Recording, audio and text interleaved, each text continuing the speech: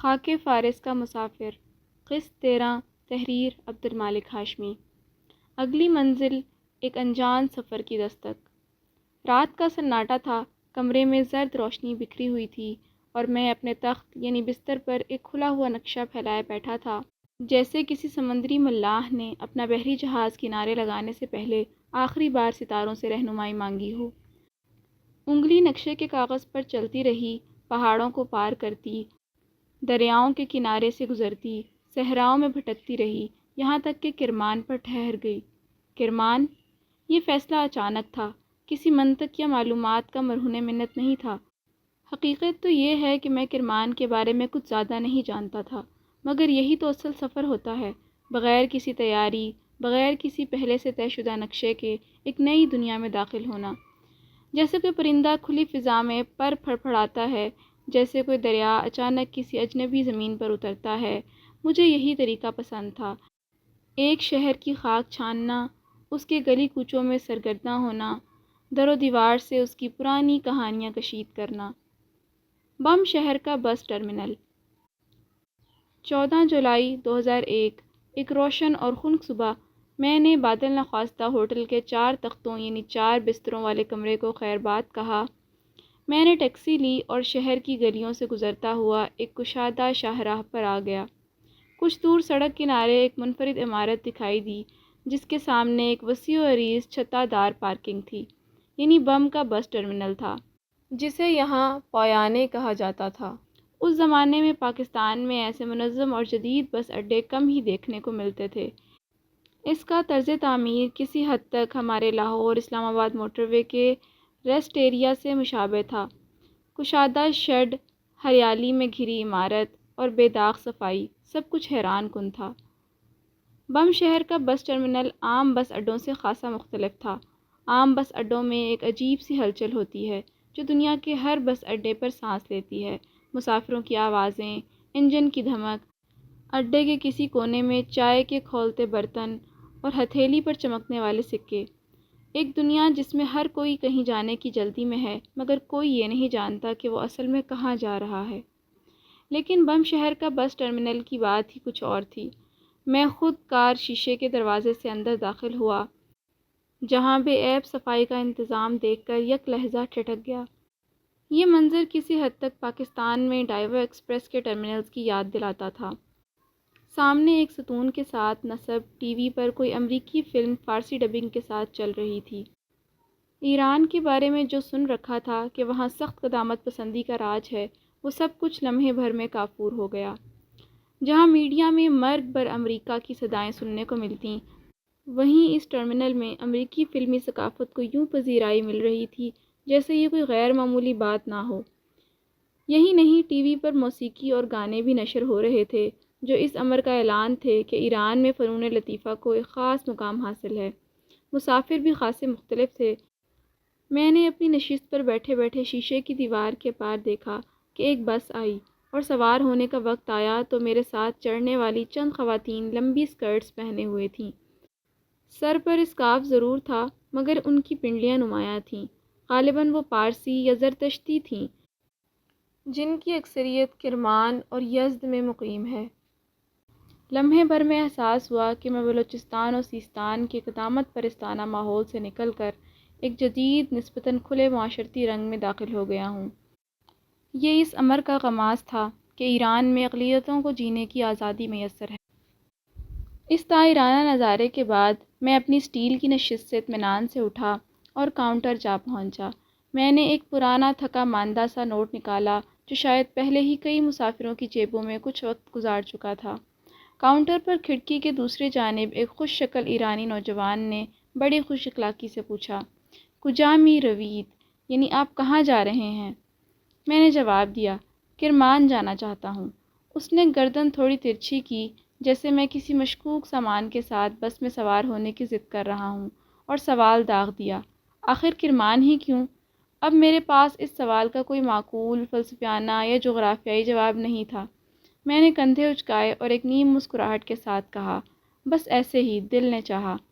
اس نے پاس پڑی ticket book کرنے والی مشین کے بٹن دباتے ہوئے جیسے تاریخ کا دروازہ کھول دیا۔ می دانید، یعنی کیا آپ جانتے ہیں کرمان اہل سنت کا گڑھ رہا ہے، بہت پرانا شہر ہے، لیکن جب صفویوں نے حکومت سنبھالی تو تشیع کو ایران کا سرکاری مذہب بنا دیا۔ میں نے چونک کر پوچھا، واقعی؟ تم تو جیسے ٹکٹ کلرک کم اور تاریخ کے پروفیسر زیادہ لگتے ہو۔ اس نے ہنس کر کہا، یہاں ہر شخص تھوڑا بہت تاریخ دان ہے۔ شاہ اسماعیل صفوی نے 1501 میں شیعہ مذہب کو ریاستی مذہب بنایا۔ کرمان میں لوگ سنی تھے، پر صفویوں نے زور زبردستی کی، علماء کو جلا وطن کیا، کچھ کو خاموش کروا دیا، پھر آہستہ آہستہ تشیع عام ہو گئی۔ اس نے گفتگو جاری رکھتے ہوئے کہا، کرمان فقط پستہ، قالی اور قلعہ ہی نہیں، یہ ایک مذہبی داستان کا زخمی باب بھی ہے۔ میں نے چونک کر پوچھا، زخمی باب؟ وہ بولا، ہاں آغا، صفویوں کے زمانے میں کرمان اہل سنت کا قلعہ تھا۔ یہاں کے علماء نے سر جھکانے سے انکار کر دیا تھا۔ مولانا عبدالغنی کرمانی جیسے بزرگ تھے جنہوں نے صفوی الغار کے خلاف زبان کھولی۔ میں نے گردن ہلائی، گو کہ اعتراف تھا کہ میں ان کے نام سے پہلی بار متعارف ہو رہا ہوں۔ میری لا علمی پر اس نے کوئی طنز نہیں کیا، بلکہ بات آگے بڑھا دی، جیسے کوئی پیر اپنے مرید کو شرمندہ کیے بغیر سچ بتاتا ہے۔ اور جانتے ہیں، میر اقوام الدین ایک سیاسی عالم جنہوں نے صفوی سلطنت کے خلاف نہ صرف فتویٰ دیا بلکہ عوامی مزاحمت کی قیادت بھی کی، لیکن نتیجہ زندان اور زہر کا پیالہ۔ میں نے آہستہ سے کہا، اور باقی یا تو ہجرت کر گئے یا شہید ہو گئے۔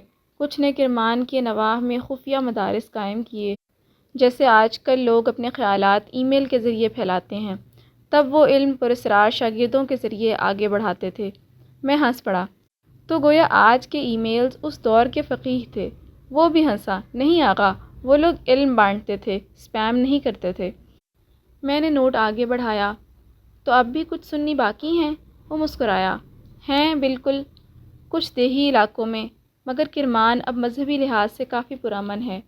آثار قدیمہ سے لے کر اہل تشیع کے مزارات تک سب کچھ ہے وہاں۔ تم جاؤ گے تو تاریخ تمہیں قدم قدم پر جھپکیاں دے گی۔ میں نے ہنستے ہوئے کہا، بس تاریخ مجھے جھپکیاں دے، تھپڑ نہ مارے۔ میں نے نوٹ آگے بڑھایا، چلو خیر ہے، میرا علم محدود سہی، کرمان کی خاک کچھ سکھا دے شاید۔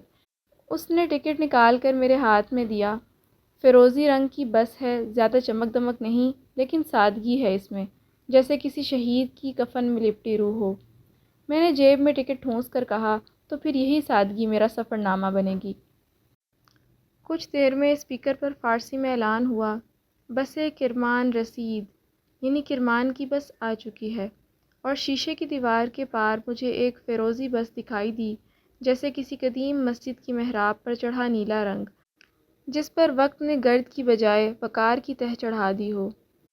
اچانک وہی نوجوان کاؤنٹر سے نکل کر بلند آواز میں بولا، آغائے ہاشمی، آغائے ہاشمی، بسِ شما آمید، بفرمائید، سوار شوید، یعنی جناب ہاشمی صاحب، جناب ہاشمی صاحب، آپ کی بس آ چکی ہے، براہ مہربانی بس میں تشریف لے جائیے۔ میں نے مسکرا کر اسے الوداعی ہاتھ ہلایا اور دل ہی دل میں سوچا، یہ فیروزی بس شاید مجھے کرمان لے جائے، لیکن میں بم میں جو سن چکا وہ میرے اندر کہیں پیوست ہو چکا ہے، کچھ علم، کچھ درد اور کچھ تاریخ، جو اب میرے سفر نامے میں نہیں، میرے لہجے میں ہوگا۔ بس کی کھڑکی کے پاس بیٹھتے ہی سفر شروع ہو گیا، لیکن اصل سفر سڑکوں پر نہیں بلکہ مسافروں کے درمیان ہوتا ہے۔ صبح کے دھیان بھٹکاتے لمحے، نرم دھوپ شیشے کی وسیع کھڑکیوں سے اندر اتر رہی تھی۔ ہال میں چند ہی مسافر تھے۔ بس آئی تو ٹکٹ چیک کرنے والے نے نہایت مہذب انداز میں فارسی میں خوش آمدید کہا اور خواتین کو پہلے سوار کرایا۔ بس کوئی نئی نویلی دلہن کی طرح چمکدار تو نہ تھی، مگر کشادہ اور آرام دہ ضرور تھی۔ ایئر کنڈیشنڈ، چوڑے شیشے اور مسافروں کے احترام کی جھلک ہر چیز میں نمایاں۔ بس کی گزرگاہ میں ہر چند سیٹوں کے بعد ایک کالی پلاسٹک کی بالٹی جھول رہی تھی، جس کا مقصد کوڑا کرکٹ سمیٹنا تھا۔ بچے کھاتے جاتے اور باقیات بالٹیوں میں ڈال دیتے۔ پاکستانی عادت سے اس کا موازنہ کیا تو دل میں ایک ٹیس سی اٹھی، ہمیں گندگی پھیلانے میں مہارت حاصل ہے، صفائی کا شعور نہ جانے کب آئے گا۔ بس روانہ ہوئی تو میں نے کھڑکی سے باہر جھانکا۔ یک رویہ مگر بہترین سڑک جس پر سامنے سے آتی بس کے گزرنے کے لیے ہمیں کنارے نہیں لگنا پڑتا تھا، جیسے کوئٹہ سے تفتان کے سفر میں ہوتا ہے۔ دونوں جانب خشک سنجیدہ پہاڑ استادہ تھے، جیسے کوئی خاموش نگران ہو۔ یہ منظر بلوچستان کے پشتون علاقوں کی یاد دلاتا تھا، جہاں سبزہ کم ہی دکھائی دیتا ہے۔ بس کے اندر خاموشی تھی، کوئی موسیقی نہیں، کنڈکٹر بھی ندارد۔ یہ بس زاہدان سے تہران جا رہی تھی، مگر میں نے بم سے کرمان تک کا سفر ہی مقصود رکھا تھا۔ بس رواں دواں تھی اور میں ایک نئے ایران کو دیکھنے، سمجھنے اور محسوس کرنے میں محو تھا۔ یوں یہ سفر محض کرمان کی طرف ہی نہیں تھا، بلکہ ایک جہان دیگر کی طرف تھا، ایک ایسی دنیا جو راستوں میں بچھے ہوئے واقعات، اجنبیوں کی باتوں اور اچانک کھلنے والے دروازوں میں بسی رہتی ہے۔ اگر آپ کو یہ ویڈیو پسند آئی ہو تو اسے لائک کریں، دوسروں تک پہنچانے کے لیے شیئر کریں، اور مزید ایسی ہی معلوماتی ویڈیوز کے لیے ہمارے چینل عبد المالک ہاشمی کو سبسکرائب ضرور کریں۔ نئی اپڈیٹس کے لیے بیل آئیکن دبائیں تاکہ آپ کو ہماری ہر نئی ویڈیو بر وقت مل سکے۔ آپ کی حوصلہ افزائی ہمیں مزید بہترین مواد بنانے میں مدد دے گی۔ شکریہ۔